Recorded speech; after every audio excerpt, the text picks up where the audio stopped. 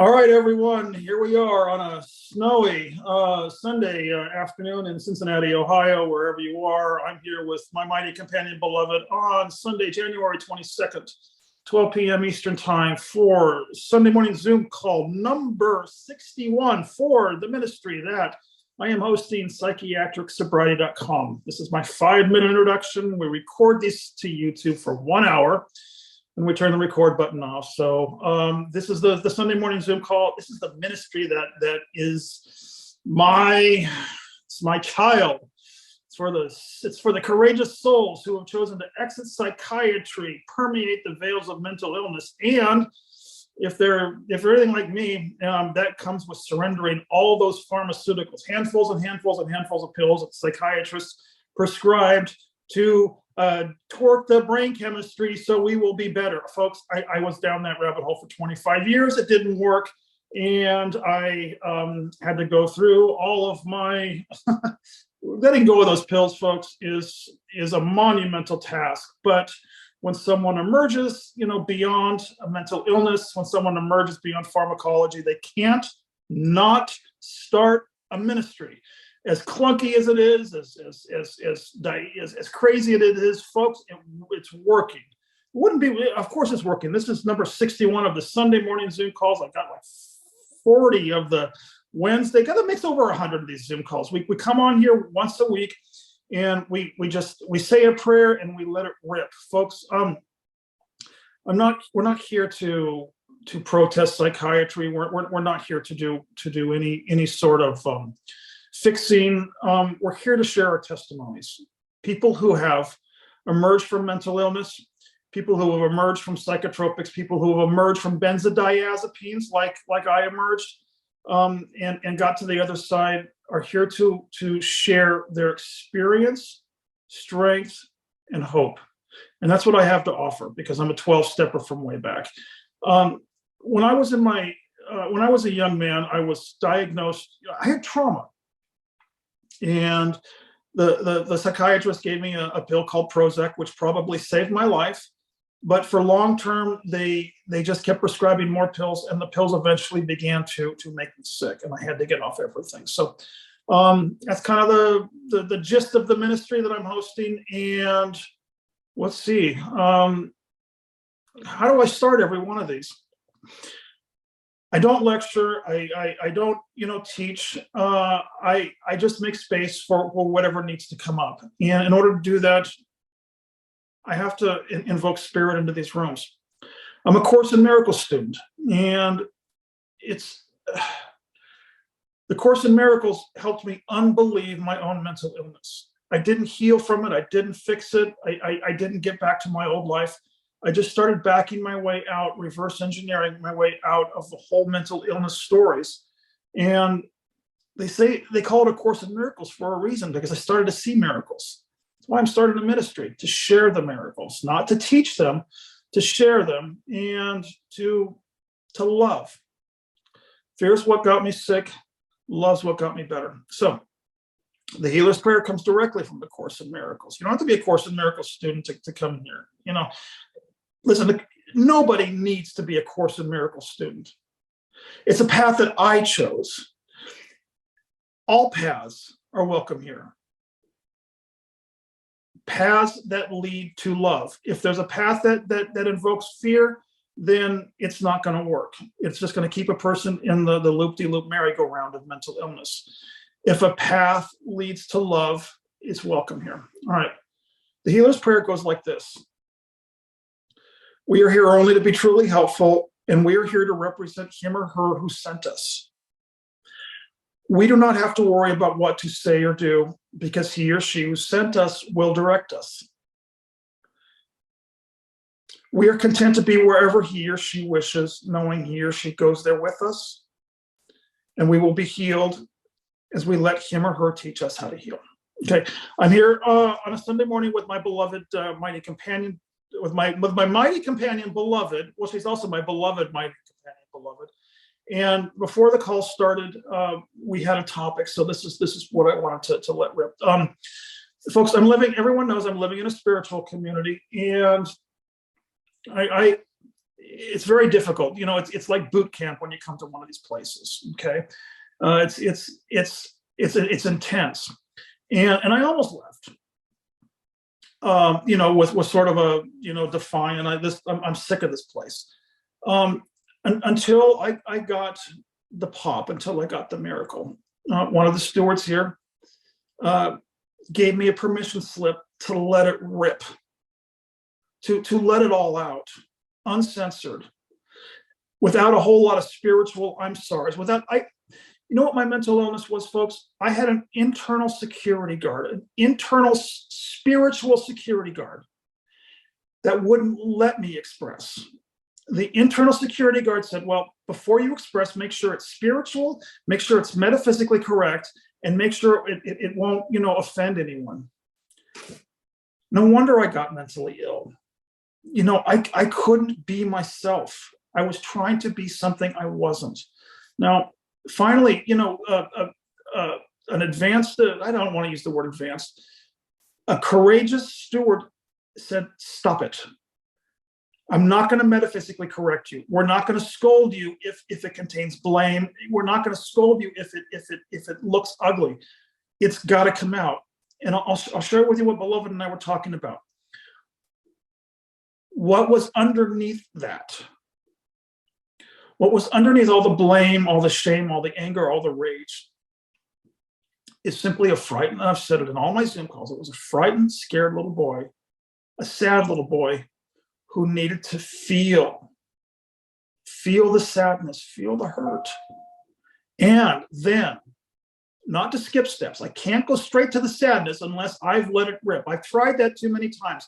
It doesn't work. I can't get to the sadness by skipping the yucky stuff. I have to go through the yucky stuff, have someone courageous enough, you know, to have done their work, to hold the space, get to the sadness, express it, expose it, feel it, and then I get reconnected. Then I'm connected again to myself and to others, and I'm no longer mentally ill. That's my whole story in a nutshell, folks. I've used the word reconnection over and over and over, but this is my testimony. This is it's my story, and I'm sticking to it. How's that sitting with you this morning, Beloved? Hi. You're muted. Hello. Yes. I was just saying that I've been so mad at everybody that, you know, I disconnected. And before that, I was in such a flow of love and loving everybody I couldn't imagine. I was so spiritual and loving and sane and happy. And then it went out down the toilet. And I didn't expect it because I'm beyond that. I'm beyond the backlash. I'm beyond the backward steps. Ha, ha, ha, ha. You know, we are where we are. We're going to get those lessons, whether I see it coming or not. And I certainly got it. And I disconnected, and it feels terrible. So I'm happy. I'm happy because it's all a gift. You know, this revealing of this anger in me, and I get to get it out. And I love that, to get it out. And my best friend, I love her because I just curse her out and just go crazy. And she just says, oh, that's just how she is. Don't mind her. I love that because it's not personal. She just, for whatever reason, she just lets me be crazy. That's a good friend. That's why I say she's my best friend, and it drives all my other friends crazy because they can't stand her. Because she's just so honest. She don't judge nobody. That's what it is. That's what I'm looking to be non-judgmental. And the angrier I am, the more judging I am. Believe me, get out my way. I'm going to tell you about yourself. Is that God using me? Do I need to tell people about themselves? Because I surely have been. A lot of stuff's come out that I've been wanting to say. But spiritual people don't say things like that. That's mean. I'm going to be mean. You know, that's another thing I have. I'm mean. You know, it's the way we were raised. This is the way we were raised. And you know what the sadness is in my story? A lot of it is with my mother. she died suddenly at age 63 when I was 39 years old. And you get, a man gets to, and maybe it's the same with women, you get to this place in life, midlife, 55 years old, and you start to see things clearly. And I'm still going through the grief. She was taught, and this is where I got it from, and I know we talk about this, be a good little girl, be a good girl, don't be about, it was a setup, it's a religion. And it got us all locked into addictions and mental illnesses. All of us, our entire family. And I thought you meant all of us, including me and everybody's listening to this Zoom meeting, because we are all crazy. The prize. We're 10 minutes in. If you're still listening, chances are you got it. Right. I mean, we don't want to be. We're not exclusive here. It's just that many people listening don't know how. I got a diagnosis bipolar, thank God, because that just showed me I was crazy.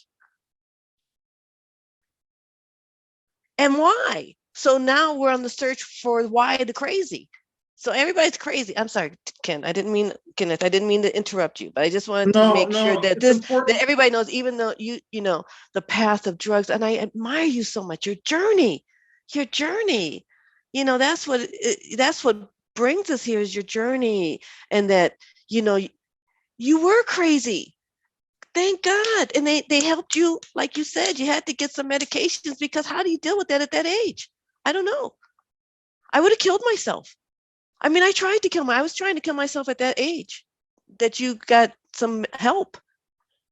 I didn't know how to get help. So many of us don't know how to get help. So we do marijuana, whatever drugs, whatever. Yeah. I want to go there. I was sharing with a mighty companion last night, another gay man who is in the same boat I am, just tearing his hair out with these spiritual communities. Maybe it doesn't matter but the point is, what came out of me. And I did not know how to find help in 1987. How do you find 1987, a 20-year-old gay man, how and where? But that's why I want to bring this up. It was what I shared with him last night. Well, I got a fake ID when I was 20. I was just trying to find a community that wouldn't judge me. Couldn't go back to the Christians. No way. I was not welcome there. So with a fake ID, terrified, shitless, I walked into a bar, Flick's Bar on University Avenue in 1987. Now, the point I wanted to make is what I shared with Sean. I didn't know where to go for help, and that's fine, because my prayer was sincere in 1987, help. And the man that I met was my boyfriend. I met him, and I went home with him that night. His name was Michael J. Miller, and we were boyfriends for the next 2 months. And the man saved my life. It wasn't the man, it was that he was used by Spirit to deliver the message and pick me up off the floor, dust me off, so that I didn't kill myself the summer of 1987. The reason I shared this with Sean is there's a point to this parable, to my parable. Michael J. Miller, Kenneth Price, Flick's, Flick's Bar, University Avenue, Hillcrest, San Diego, 1987. And the point of the parable is very simple. Footprints in the sand. I was being carried that summer. I want, and this is why it's important for me to document these and to share these stories, these parables in my stories, is I've got documentable proof that there's something going on beyond the five senses, which Christians would like to call angels, and that comes pretty goddamn close. I've had a guardian angel the whole time. Couldn't see her, smell her, taste her, touch her, or hear her. But now that I get to this point in life and I look back, I've got documentable proof. So, and that's why I wanted to record all these, because, people, where are the resources? Where are the resources? Where are the resources? Well, I want people to know the resources are there. The resources will be revealed to the extent of your sincerity, like you said, and your trust. You had to trust that you didn't go home with dastardly dude. There were a lot of men You in there had who I to, could have gone home with. right. We all have those stories.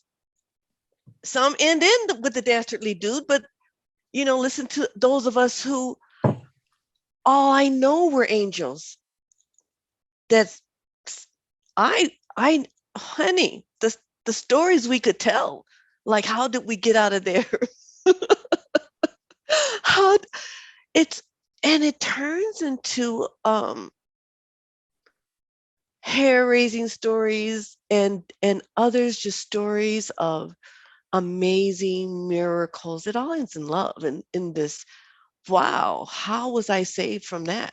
Or how did I know that this person was there to give me this gift? You didn't know. You understand? So we're led, for those listening that are young, you'll be led and you'll have to know to trust your intuition. There is a guidance system within us, no matter how crazy we are. That is why we're crazy, because we're not listening to our guidance system. Wouldn't you say? We don't know how to. We've been trained to listen outside of that, to the church and to our parents and poor people, poor mothers. I feel sorry for us. I'm a mother and I feel sorry for us because there's so much put on us. And before all of that, we're just spirits like everybody else. We don't know what we're doing either. Just for the record, for the YouTube archives, moms, we don't know what we're doing either. But this is, I'm glad you brought that up, because I went on a date last week, or this is Sunday, so it would have been this week. The Christian man, supposed to meet this man, by the way. I met him on a gay, seniors dating site, and I'm eligible for gay seniors. Eligible for gay seniors. I love this. I can't hide it anymore. Another good story. Go, Kenneth. And I had to get approval from the spiritual community, but I said, I'm so fucking lonely here. They said, go on a date. And I made a private. It's a Christian. Now that you got permission, wow. See, my spirit wouldn't let me be that humble. But okay. No, don't lie to these people. It'll backfire on you. Got you. So, okay.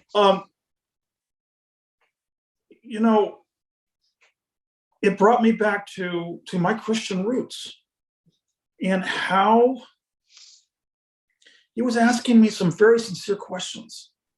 He goes, is it okay to have sex outside of marriage? Is it right or is it wrong? That was the whole premise that got me locked into the mental illness in the first place. Oh. Is it right or is it wrong? And that goes back to what you were saying. He was asking for outside permission. That's what the religions, that's why I had to leave, the whole Christian, religion, and figure out for myself those. Now, actually, the hard part is that actually things got worse before they got better. It was out of the frying pan and into the fire. Because you were trying to figure it out for yourself. I just want to say that. Things got worse because, as soon as I left the fear-based system, I saw why they were afraid. But listen, this parable has nothing but a happy ending. But what I saw is that it was a fear-based mentality. And because the question is, he asked me, he said, if you're not afraid, then how do you know if you're going to be safe if you don't have fear? It was a sincere question. It was the foundation. Say that again. Say that question again. How are you going to stay safe if you don't have a level of fear? That was how I got myself mentally ill. Fear. It's huge, beloved. It's huge that we went on our vision quest to find out what was true, to get back to this place. The only way I could get back to this place, by the way, was to do something completely unspiritual and let it rip. I had to fall apart before I was made aware that it was actually an indication that I was falling together. what we have been taught is a breakdown, is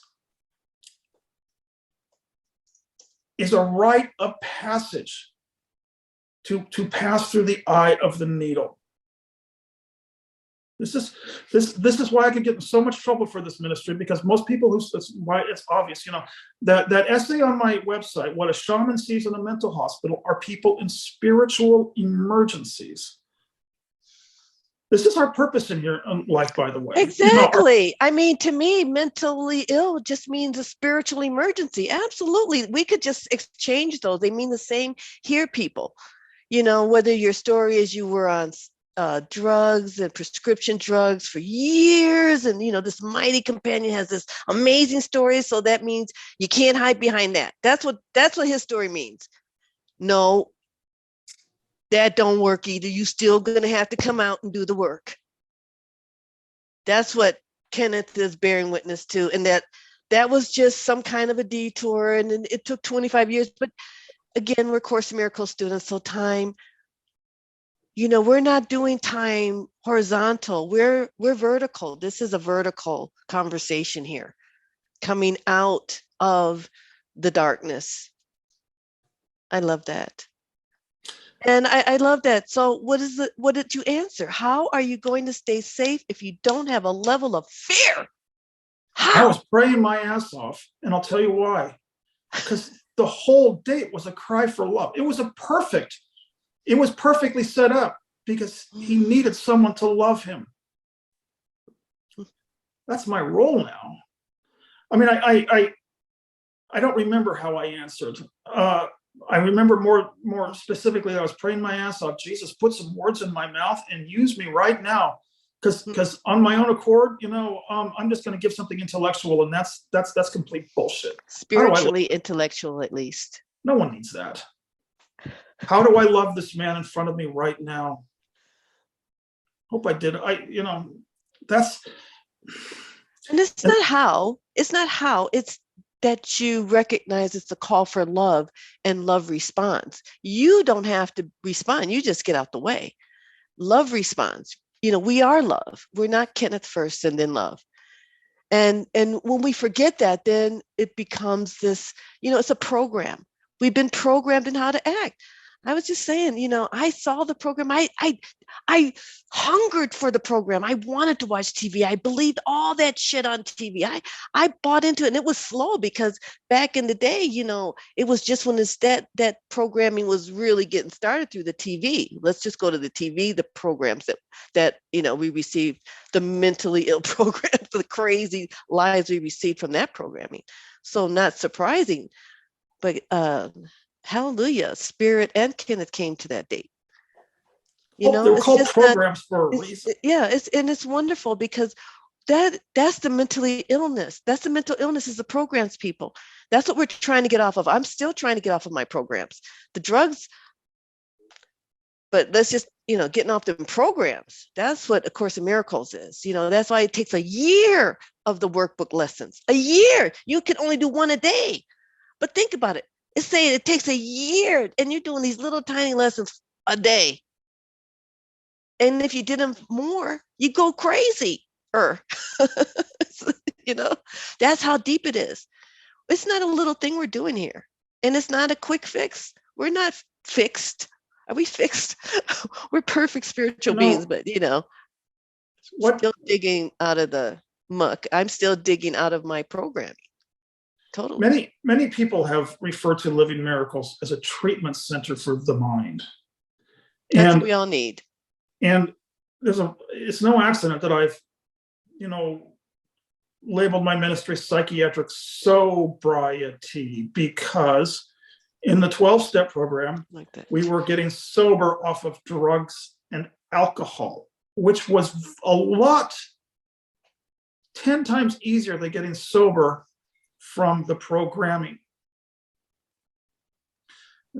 You and I are both. That's why it's not done. It's not over when you get off the psychiatric drugs. That's why I don't put so much attention on that, people. Even if you're in the midst of all that tapering, don't put so much attention on that. Put your attention on what's coming, and preparing yourself for that, because you're going to get off of that. You've made the intention.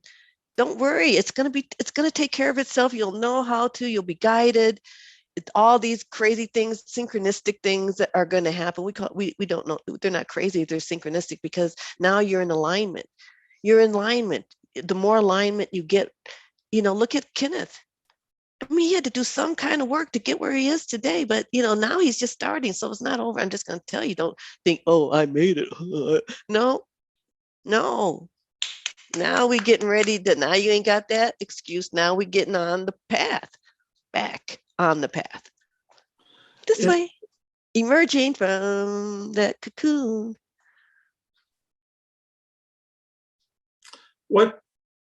Maybe it comes down to a fundamental, what I realize is Christianity has a fundamental premise of original sin, a fundamental foundation. And from that I do construction work. And if the foundation is faulty, forget it. Nothing after the faulty foundation will last. It'll be shoddy work. I don't want to put any blame or point any fingers. It's just my experience that if a path has a fundamental foundation in original sin, it's sort of like we don't call it remodeling, we would call it remodeling.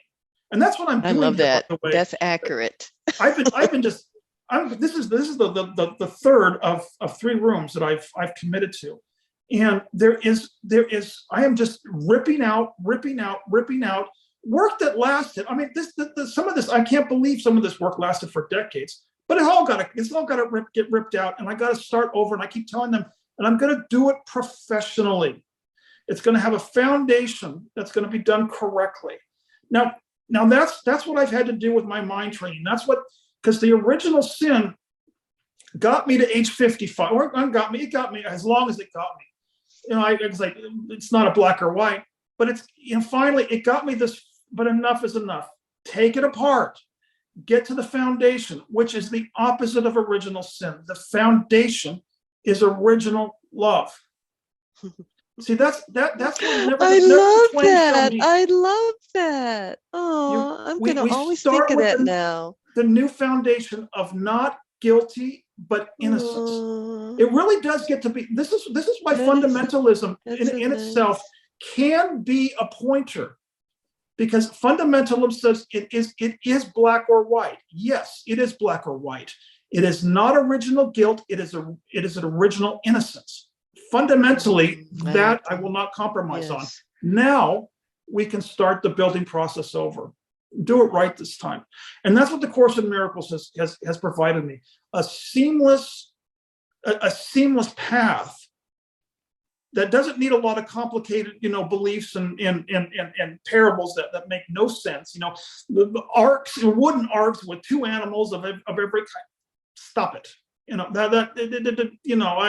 don't. It never made any sense, and it's not helpful. A fundamental path that's doable with, just like you said, 365 daily lessons that I can do. And it's not coming from you. It's not coming from me. And that's the other thing, because you said, the first step is you were in it, and then you came to the second step where we all come to. We try to figure it out ourselves. And then when we figure out we can't figure it out ourselves, then we on the floor trying to kill ourselves and whatever. Then we cry out for help. Then we go to the next step. The truth. Are we ready? I mean, it's 180 degrees from what we've been programmed to. So we have to give ourselves a break. It's original innocence. We got sincere confusion going on. No matter how intelligent you are. Intelligence can get you in trouble too, because you can just, kind of intelligent your way through the world. The world respects intelligence, but that's not it either. That's not no rest in laurels. You can't rest on your intelligence. So we got to vertical. There was one of the hundreds of angels was a woman in Willamette Valley. I used to live in Willamette Valley, which is halfway between Portland, Oregon, and the coast. And I joined a New Thought Fellow when I was coming off the big one, the benzodiazepine, like 14 years ago, almost 15 years ago. Walked into a New Thought Fellowship church, there was the next angel. I'm not going to mention any names. The next one, listen, God's not going to stop sending them, by the way. I mean, he's got a machine gun. Thank you. Not going to stop sending the angels. Never. Now, Michael J. Miller, 1987. We're talking 20 years. It is, but we're not on timelines here. The point of this next story I'm about to share is that she gave me the next pointer. She said, back then it was Spiritual Circle Cinemas. It was before the internet was anywhere close to what it is today. And I watched a movie. She said, watch this movie. And it was a spiritually, thematic movie where apparently the people had died and gone to the other side. But the other side was actually a purgatory experience.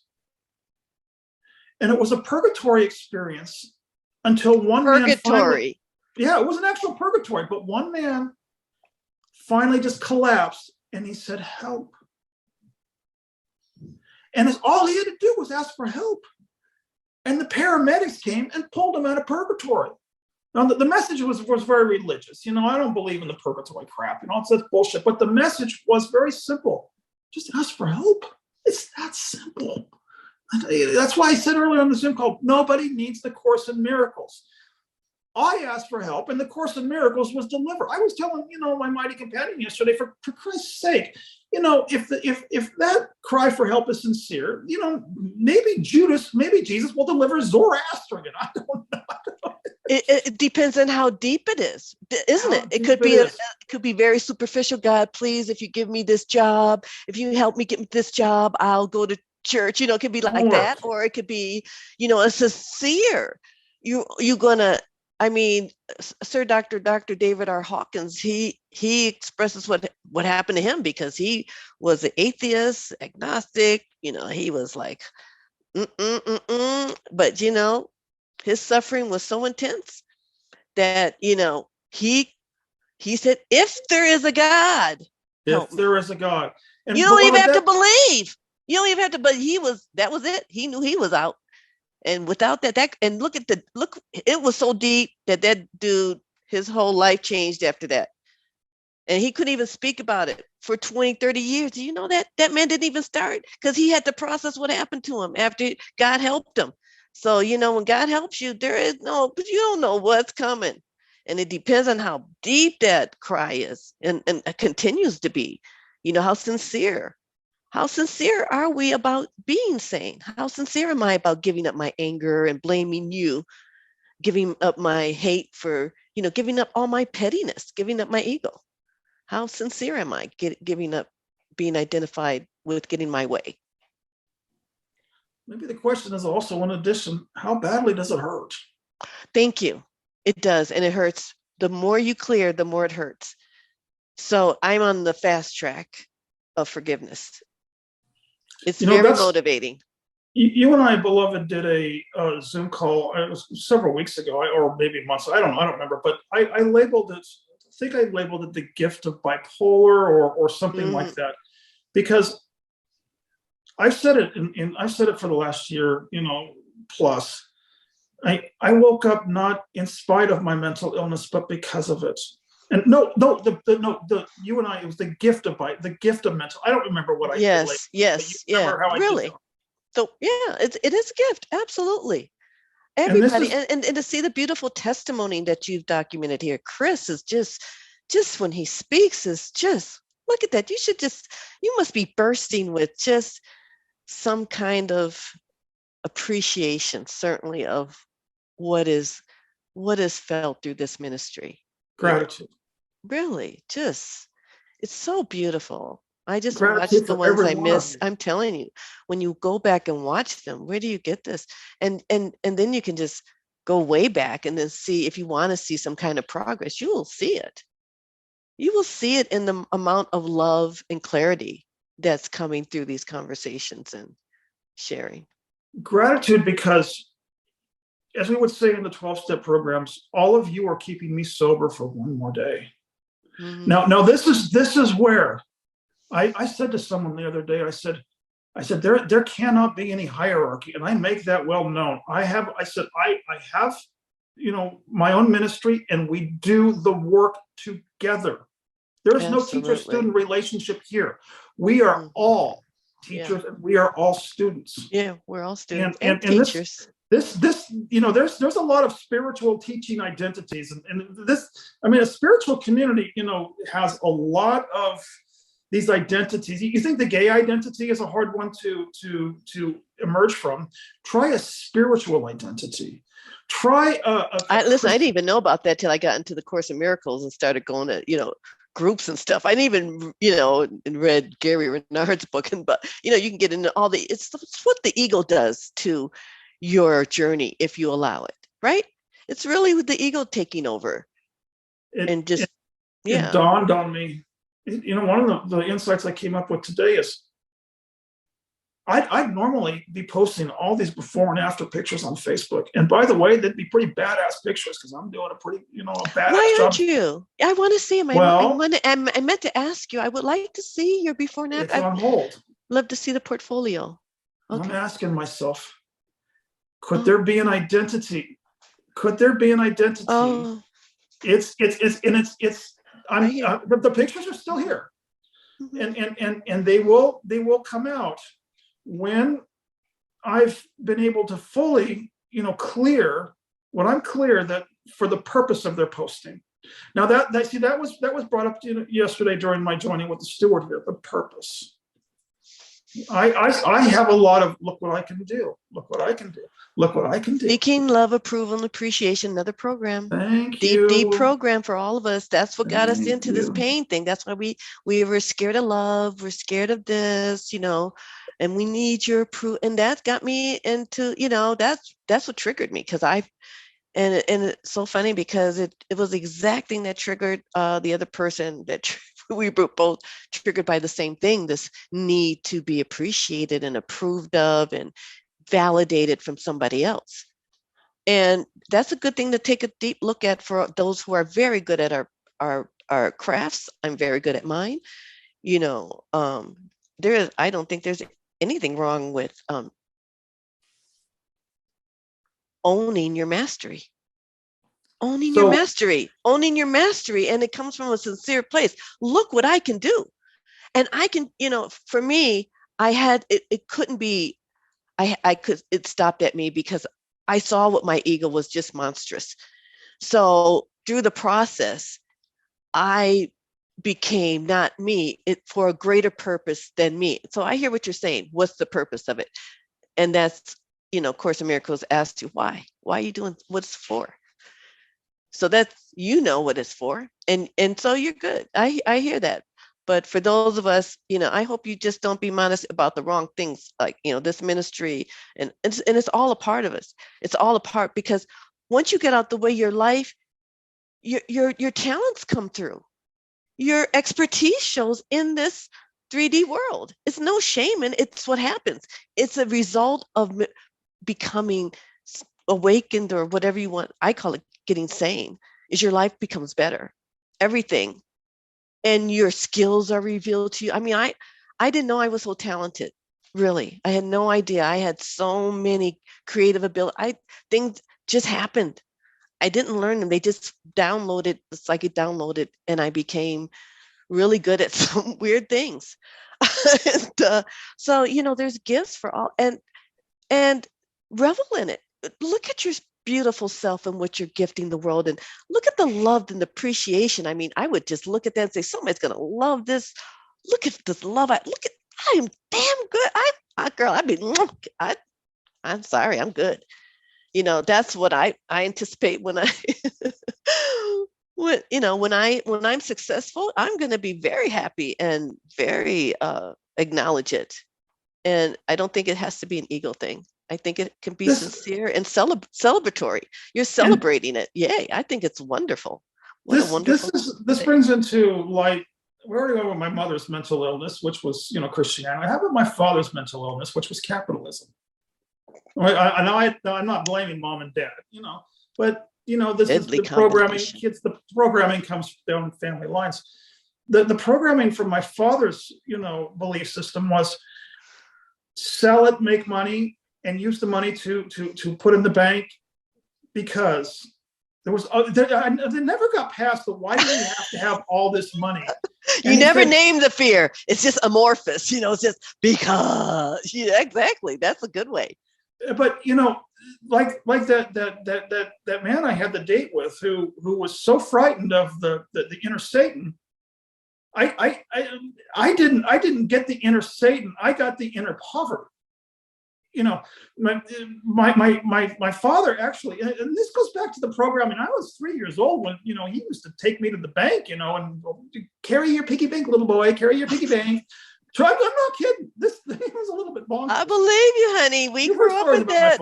Listen, money is important. Money was everything. Money was everything, honey.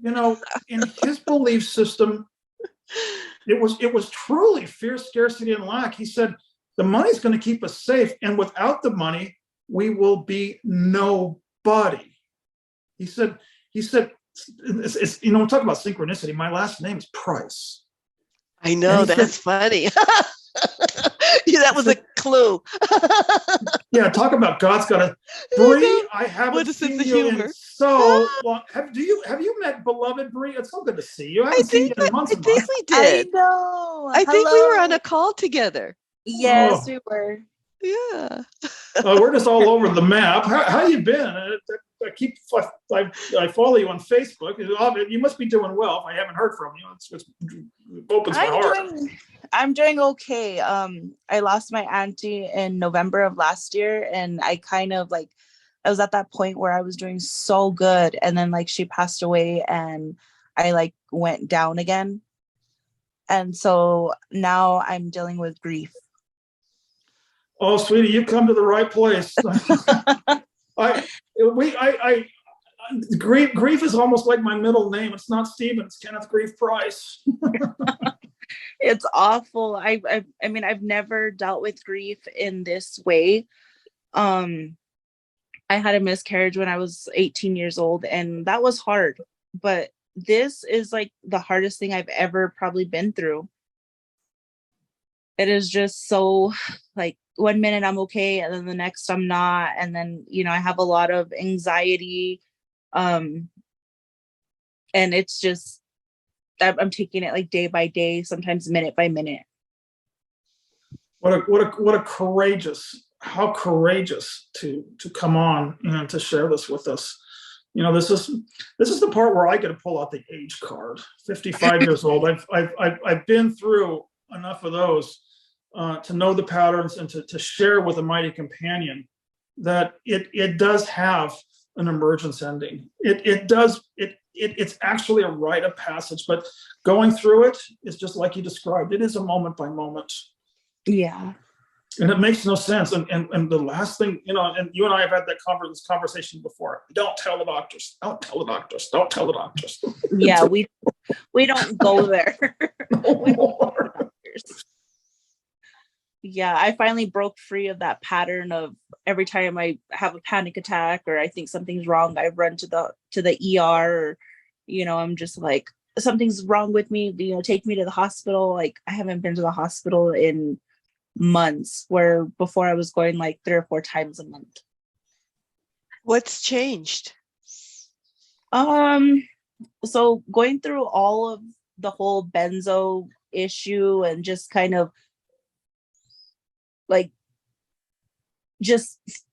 how do I say it? Having a complete mental breakdown. It just made me realize that my issues aren't as bad as I thought they were.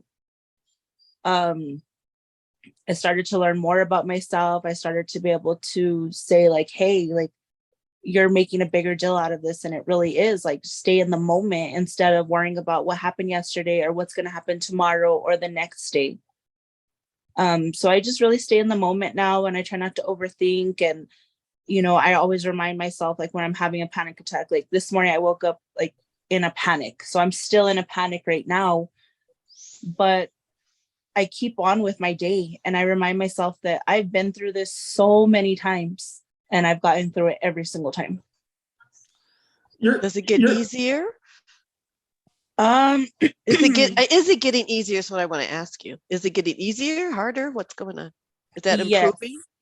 So it's still difficult, but it's getting better. It's to the point now where it's like, okay, well, I got a little bit of anxiety. Let's just let it pass. And it's not as scary anymore because I recognize it. I recognize that, hey, I've been here before. I've seen this. I've felt exactly this. Let's not make the panic attack any worse.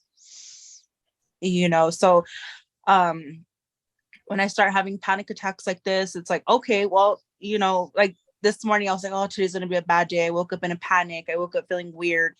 And I was like, okay, well, if I tell myself that, that's exactly what my day is going to be. It's going to be crap. But if I let the anxiety and panic attack kind of just ride itself out, I'm like, okay, you know what? I made it through that. Let's continue with my day. Can I jump in real quick? I want to give you more time to express, but Bree, I'm glad you got that documented. I was just telling a mighty companion that our one of our tools is we've got to notice the patterns. Yes. And I said I get to pull out the H card.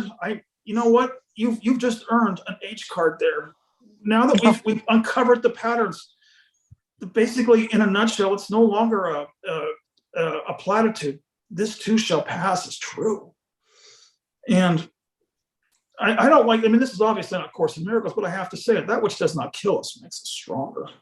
Or maybe they should say it makes us wiser. And it just by passing through these episodes, we have less fear because when the next one arrives, I don't like it. It's not like I like it, but it's kind of like that old song by Simon and Garfunkel. Hello, darkness, my old friend. I've come to speak with you again. And, and I'll sing that instead of. Man, that was my anthem. Yeah. When you depressed, that's a good song. Just it is. Brie, congratulations, Brie, is all I can say. When we first joined, I don't know how many months or it's been over a year, but I knew this day would come when you would start to basically take the training wheels off. You're flying on your own. And I'm glad you come on to share this because, some of the earlier calls, you were still coming off of some medication. Yeah. And that's way in the rearview mirror for you now. Yes, I'm coming up on almost 2 years of being off benzos, and I still have some issues here and there, but it's so much of it is becoming like, that's like ancient history. Like, I have to let go of that. I still have a fear of like drinking alcohol, which I'm 29 years old. What 29-year-old doesn't want to go out and, have a beer? And so, I have a lot of goals and, just reflections for myself of 2023. And, going through this whole journey, the best part of it is finding myself all over again and finding that I didn't have boundaries. I didn't have, to a level of like self-respect that I really honestly want, and I learned that it's okay to say no if I really don't want to do something. So I've been setting up a lot of boundaries and, just weeding out the people that don't belong in my life. And, when my son's dad left me, I was like, just counting down the days till he'd eventually come back.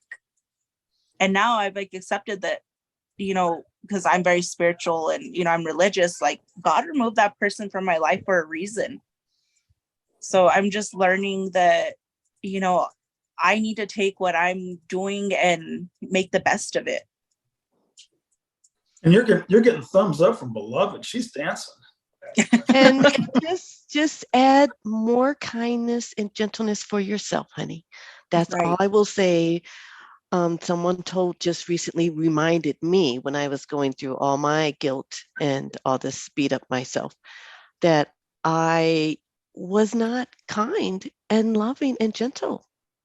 Yeah. That looking at this stuff is painful, but you don't have to, you can be gentle and be kind and comforting to yourself. Right. And that's, that's a lot of exactly what I'm learning is, I haven't always been the perfect mom or the perfect girlfriend. But, I can learn to be, nicer and just more compassionate, with myself and with other people. With yourself starts. Yeah. And let me tell you, also have perfect eyebrows. So, So I, they're actually microbladed, and I just got man, them done like a week ago. oh my God, they look so good. I think my daughter had, hey, what's up, dude? Say hi. The Oh, they little look great. munchkins. That was a great, hi. That was a Hey, great kids. investment. Hi, Those kids. brows are Take that. like perfecto. Take that hat off of there. Go, Thank mom. you. Go, So, mom. And you, and that's- mom. Go, mom. I'm just gonna applaud you because you got them. Go, mom. Get some help. Get your mom over. Take them kids so you can get some time for yourself too. Get your girlfriend and them girlfriends that don't know, that don't have no kids. Make them take your kids. They ain't gonna die. They get to take the, look at Kenneth, he's laughing. Make Kenneth, he ain't got no kids. Make Kenneth come take them kids so you get. This is a mom conversation. You talk amongst yourself. Listen, no, that's what I was saying at the beginning. Moms, they didn't put too much shit on us. Fuck that shit. Ain't no such thing as a perfect mom. Then we all bad moms. Let's just put it there. Fuck it. Fuck this mom. Sorry. Forget this mom stuff. No, and that's the truth. It's like, Really? there's some days where I'm like, I look at my kids, I'm like, I love you so much, but I really don't like you right now. Like my son is going through terrible twos, and it is freaking terrible. The other day he got so mad at his sister, and he grabbed a Wendy's Frosty. It's a I know what it is. Yeah, an ice cream. And he grabbed it and he chucked it at the TV. And I was like, what the actual F? I literally looked at him like, what the fuck is your problem? Like, and I kind of released that, like, I'm not a perfect mom. I say cuss words. I cuss at my kids. I yell at my kids. I'm like, what the hell's wrong with you? Hello. So did I. They made it. The youngest just turned 30. So I'm just gonna give you that. Just gonna give you that. They made it through. So did you, didn't you? You made it through, didn't you? You okay? I did. You okay? And I'm fine. Okay. So I kind of released that because when I had my daughter, I had postpartum, and my postpartum with her was anger. So she would cry and I'd get mad. Like, I never shook my daughter or anything like that, but I would just like get so mad and I would just scream. And I was like, what? And like, how the hell could I be like this to my kid? So for a long time I carried that, and I told my therapist. This is another programming, people, and this can give us. It made my mental illness worse. Now besides having to struggle with the diagnosis of, in my case, of bipolar, and my kids were little, not that little, maybe, I don't know. But that doesn't mean just because I got the diagnosis that I wasn't crazy before 40. So yeah, and the other thing and that you're dealing with it, honey. We need help. That's what I'm going to say. We need help. You need like 50 people, because I could, there's many things, and we don't want to get to a whole mom conversation here, like Kenneth said, but I'm just going to say, just the pressure of motherhood is mental illness. Let me just give all mothers permission to be crazy. We all are. Yeah. We don't confess it. I mean, what you shared is big, and but don't judge yourself. We all on the judgment train, and that's what I'm telling Kenneth. His mom didn't know no better. She and he knows it. That's why we're a Course in Miracles. So we know it's all about forgiveness. Your kids are gonna understand. Your kids are gonna understand. We're all terrible. We're all good. We're all this, and it's perfectly what they needed. So we're just gonna rest that mom, and no guilt, because that's what's behind it. The more guilt and shame makes you crazier. It makes you angrier. It really makes does. You meaner. We were talking about that. How mean I can get. It's not talked about. No, it's not talked about. Like, hey, like, it is okay to, if you cuss at your kids and be like, hey, what the actual fuck is wrong with you? Like, why are you doing this shit over and over again? And it's like, sometimes I feel guilty. I'm like, oh, I shouldn't talk to my kids like that. But you shouldn't. But it doesn't mean you judge yourself. No, we're not going to say it's right. I wasn't right. I had to apologize every time I called him everything under the sun. When and my daughter said, "Mommy, you don't have to talk to us like that." She said that to me. Thank you. No, and I did, and she was right. I don't know. We don't have to. However, don't judge yourself. Again, you have a lot going on your plate. You have a lot. I just applaud you. I'm just going to clap. You hear me, moms? I'm just clapping for all you moms out there. That's all. It's a big thing when you crazy and you got kids. Yeah. Okay, so it's I'm just going hard. to clap for all of us here. You all get it's. You all ask for help. Ask for help, Yeah. and you can ask beyond what you know too, and open to it, and trust that God will bring all those angels to help. They did for me and my children, really. Right. And whatever it looks like, release it and don't judge yourself for it. Maybe it's going to look like you don't keep your kids. Maybe it looks like you do keep your kids. Who knows what it, but you cannot. The whole thing about this, all of our mental illnesses from our guilt, shame, sin, what we were talking about, Kenneth, all that stuff, we got to, all those programs, we got to check them out because you're much saner if you're not judging yourself and you can look at them kids throwing that thing on that TV and just laugh your ass off. Yeah. Because they are funny and they're going to outgrow it and you're going to remind them, you owe me for that TV when they get their job. Exactly. That right there is the perfect place. Listen, I want you both to keep going. However, I'm going to shut off the recording for the YouTube archive. So we're going to keep the Zoom room open, but this is a perfect place to stop. So this is this is perfect. This was completely guided because this is a mom. We're Bree, beloved's going to save you years and years of grief by giving you all this mother wisdom. That's the job of us elders. We save you time. Learn from our mistakes. Thinking mistakes. Kenneth Price. I wish I would have done that a while ago. Wait till your hair falls out. Then you'll have just enough of that. This is Kenneth Price, and this is Sunday, January 22nd. And this is our 61st Sunday morning Zoom call for the ministry I'm hosting, psychiatricsobriety.com. And if you're watching this on YouTube, please, please, please, please, please, please come support the ministry by coming on the Zoom call Sunday morning at 9 a.m. Pacific time. If you look in the description of this YouTube archive, there's a link to this entire ministry, to the website, and to this Zoom room. So I'll just keep this ministry as active as possible for as long as it's necessary, because there's got to be someone who is starting a specific resource for those who are exiting the mental health system, exiting psychiatry, and more important, exiting pharmacology, which is what I did, which is what all of us have done, are doing, and are putting our testimony out here on the internet for the entire world. Because as the world heals, we heal. As we heal, the world heals. All right. God bless. And may the force be with you. And I'll see you next week. Looking forward to your comments. Bye.